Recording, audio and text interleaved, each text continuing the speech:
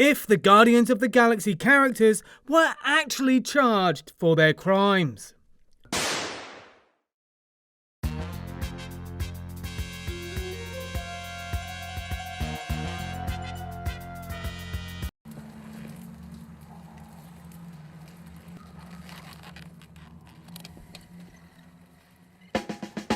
Peter may be dancing on dead ground, but he's still trespassing on property and stealing something that was clearly not meant for him.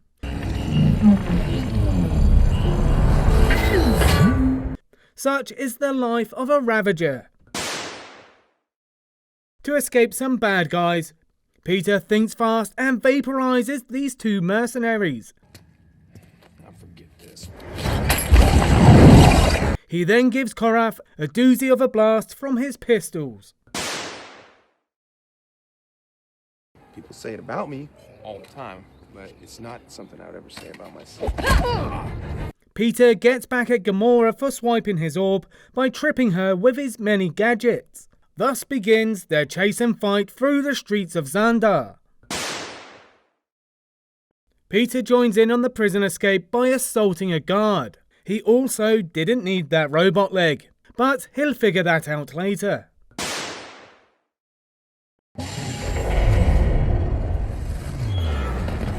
Peter fights his way through 3 guards. All of that just to get back a Walkman. Granted, they don't make him anymore. Peter gets back his Walkman after bonking this guard on the head. At least he got to listen to some classic rock before passing out. Peter gets the drop on a few Kree soldiers with his pistols. Not bad. It's also justified for being self-defense against such vicious forces. For his final act of heroism, Peter destroys Ronan. It's murder, sure, but still stops an evil warlord from obliterating the galaxy.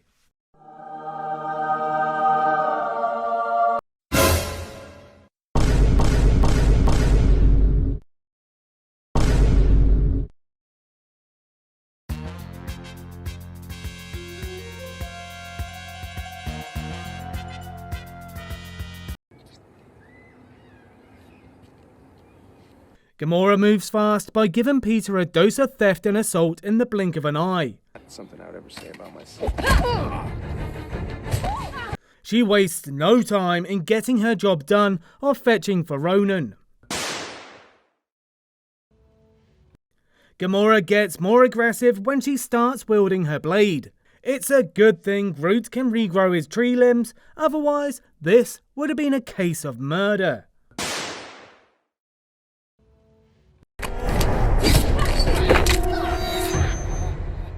Gamora can be violent, but her attack here is justified.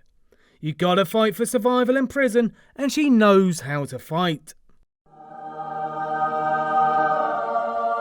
Gamora fights her way through violent guards, once more proving how tough you gotta be in prison.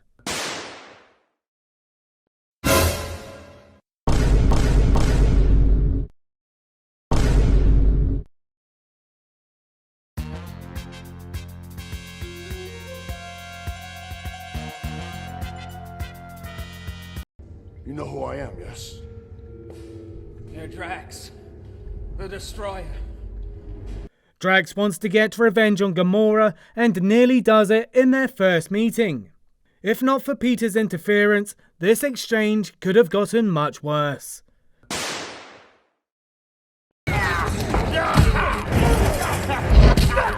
Drax's first noble act is defending Groot from these guards. Considering he does non-lethally, that's some restraint.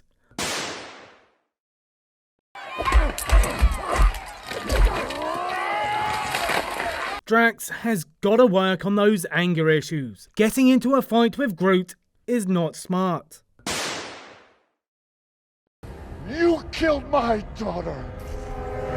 Drax can't resist a chance to get bloody revenge on Ronan.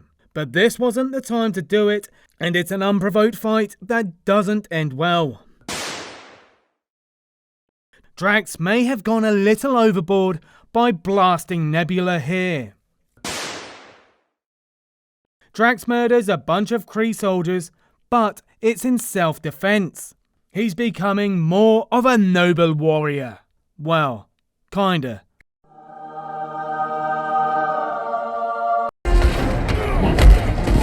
Drax is the one to defeat Korath during the big fight.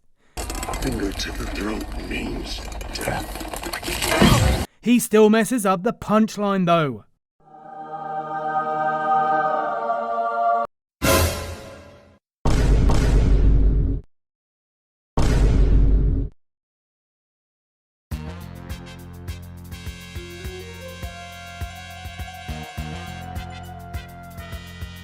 I live for the simple things, like how much this is gonna hurt.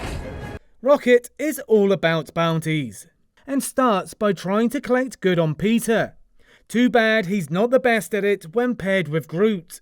He also ends up assaulting Gamora in the process. Rocket seems a little giddy to be using this weapon to stop Peter. Based on its size, it looks like he was going easy on the guy. This assault with a deadly weapon feels a little more warranted. After all, you gotta defend yourself from murderous robot guards. Rocket's attempt to save Peter and Gamora involves shooting at Yondu's ship and threatening to blow it up. If you don't hand over our companions now, he's gonna tear your ship a new one. Considering that the two forces work together, not too much harm comes from this.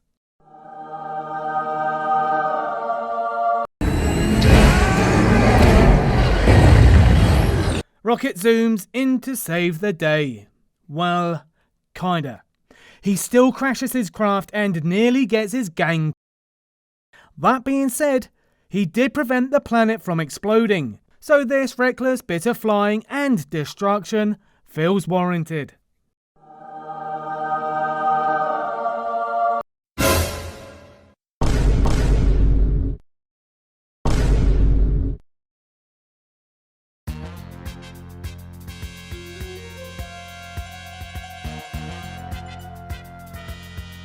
Groot sticks by Rocket through thick and thin.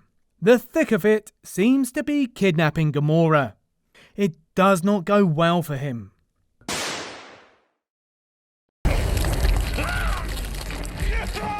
You don't want to mess with Groot in prison. He makes that known by shoving his roots up the prisoner's nose. That's gotta hurt. Groot jumps too far ahead in the plan.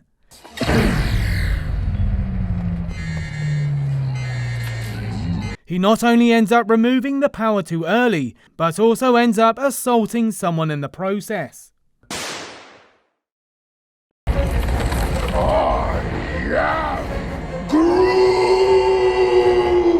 Groot goes into battle with prison security, but this seems warranted.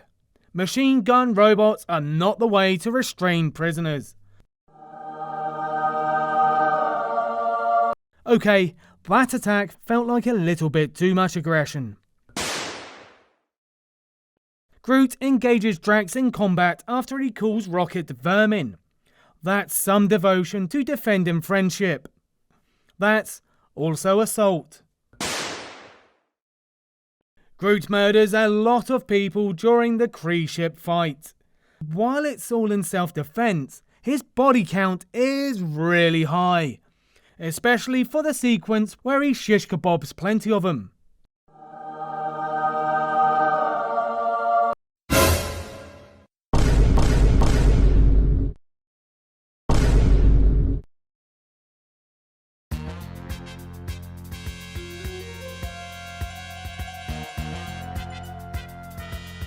Cannot possibly betray the confidentiality of my buyers. Yondu gets threatening with his arrow on a broker. It's a good bit of setup for his later scenes, but it's still a case of threatening assault with a deadly weapon. You betray me! Steal my money! Stop it! Yondu gets pretty aggressive with Peter. His anger leads to him beating down on the boy he just plucked from Earth. Not exactly Father of the Year material here.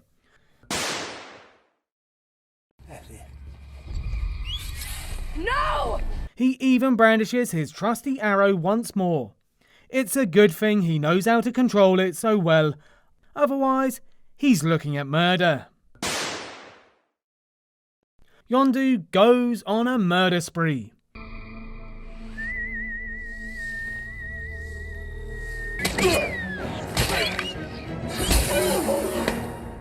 But he's fighting Kree soldiers. Considering they want him dead, we can mark this one down as self-defense.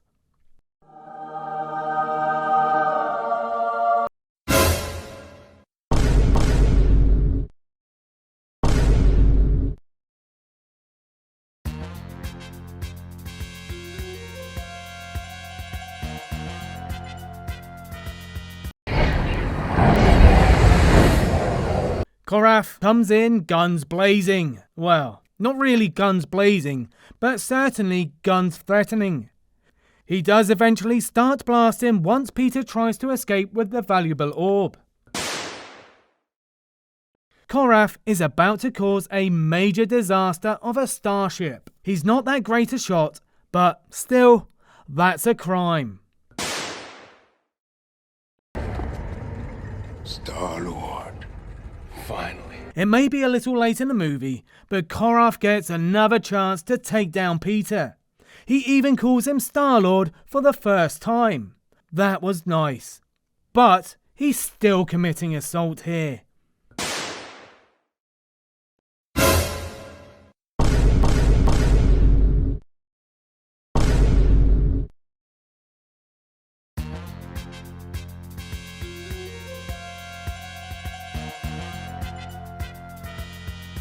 Nebula fires back on the Guardians, trying to retrieve the orb.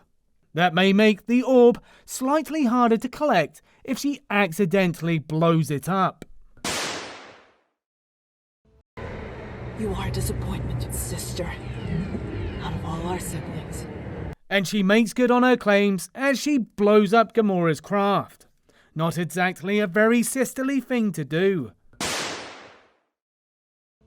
After getting blasted by Drax, Nebula goes on the offensive against Gamora. Despite Gamora's pleas for peace between them, this cyborg has a thirst for revenge.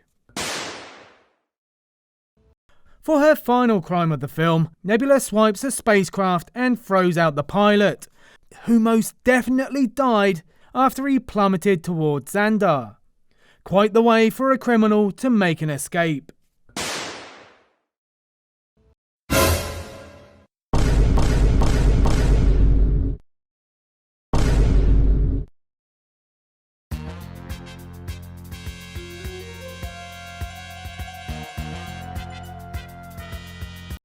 A 1,000 years of war between us will not be forgotten. Ronan makes himself known as a vicious warlord from the very first scene. He starts off the movie strong by decapitating an unlucky victim. Ronan's also got a very short fuse. I would lower my voice, accuser. Yes, she lost a battle with some primitive. Thanos put Gamora under your trap. All it takes is some backtalk from one of Thanos' advisors to snap a neck. Ronan the Accuser! You are the one who transmitted the message. Ronan gives Drax a thrashing when the warrior seeks revenge. Although it's a fight provoked by Drax, he didn't have to go this hard. Ronan launches a grand assault on Xandar. There's no other way to look at this other than an act of terrorism. When Ronan is cornered by the Guardians, he engages in a fight with all of them. Considering he's got an Infinity Stone at his disposal, he's wielding a deadly weapon around these misfits.